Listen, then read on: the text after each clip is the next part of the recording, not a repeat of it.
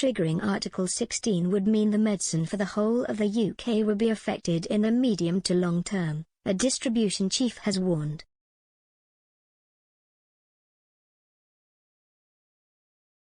Speaking to the Express, Martin Saw, chief executive of the Healthcare Distribution Association, said that the UK's access to medicines manufactured globally would be affected by UK regulations diverging from those of the EU. However, in the immediate future, medicine supply to Northern Ireland would remain business as usual in an Article 16 scenario.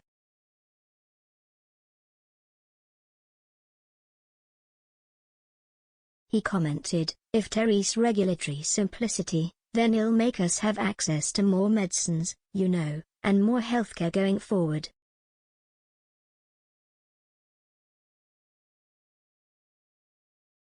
It comes as medicine is proving to be a key sticking point in renegotiations of the Northern Ireland Protocol, with Brexit Secretary Lord Frost discussing the matter with Maros Sefcovic, European Commission Vice President, on Friday.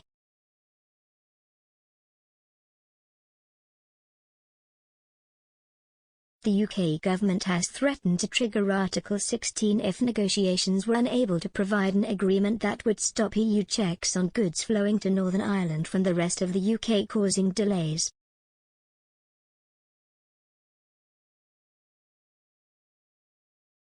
Mr. Saw commented that unilateral approaches to the issue might be okay for medicine supply, but just in the short term.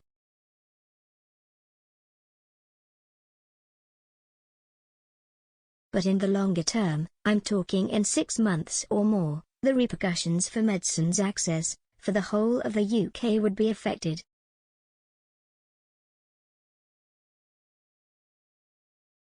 He explained, medicines manufacturer is a global business. The medicines manufacturers are going to be much more interested in 27 countries where they can have one type of license than the old UK, even if Northern Ireland is bolted onto the rest of the UK.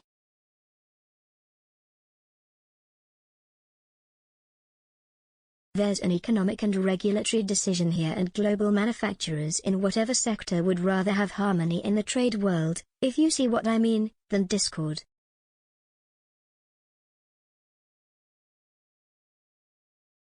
Mr. Saw cautioned that the repercussions wouldn't happen straight away.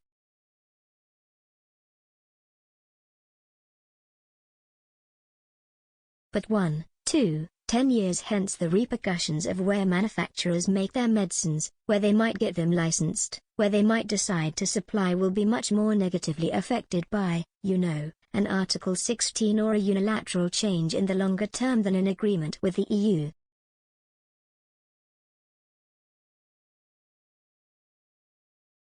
Currently, the medicines available in the UK are largely the same as those in the EU.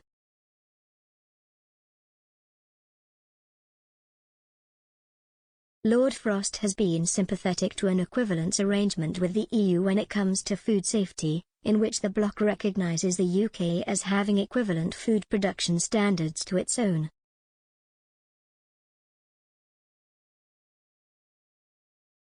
And last week, Mark Samuels, chief executive of the British Generic Manufacturers Association, called for a UK-wide licence for medicines to avoid a force 9 gale heading Northern Ireland's way.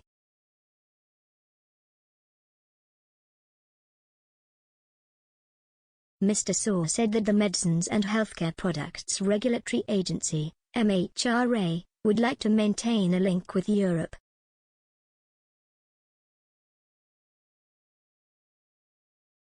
He said, "I think the MHRA and the regulators would like that in principle to continue, because it would mean that manufacturers would feel comfortable, they'll have packs which are UK and the EU, so they can make a pack that's pretty similar in all respects."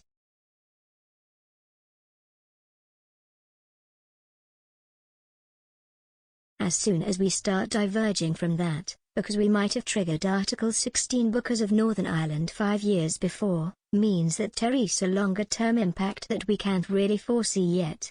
But certainly that I know that global manufacturers are concerned about that.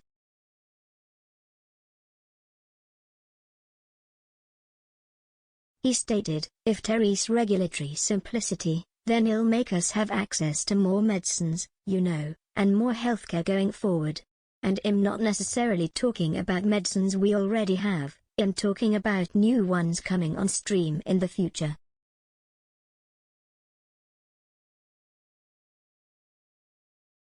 You can imagine decisions that might get made if we're not in agreement and alignment with the EU.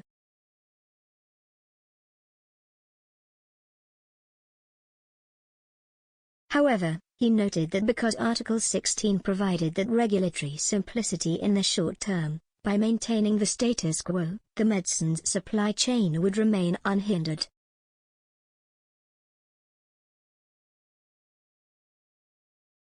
On the other hand, if EU rules were to come in for Northern Ireland, supply chain distributors, which Mr. Sawer represents, would have to split medicines in a regulatory sense, so that ones headed for Northern Ireland complied with EU standards.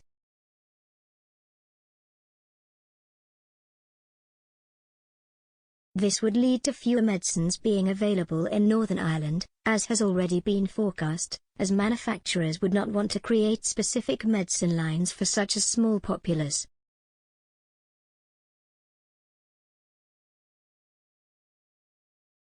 Mr. Sawer added it was the main concern of medicine suppliers to ensure medicines going to Northern Ireland remained consistent with the rest of the UK, as splitting them would cost millions of pounds.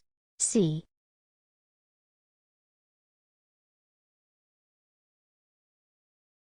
He commented, if Article 16 came in, it would keep one pack initially.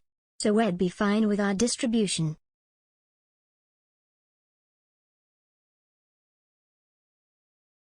I'm not saying the wider picture for manufacturers is not so great. But for us, that would be business as usual, largely, certainly to start with.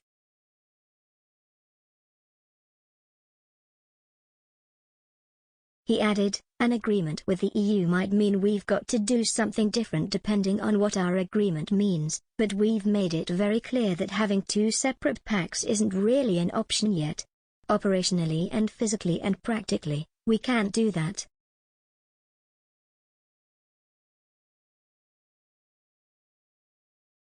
The EU's understood and accepted that, and they've said, we'd like to try and keep one pack valid for Great Britain and Northern Ireland at the moment. We don't know how that's going to work regulatory-wise, and that's what we're waiting to see.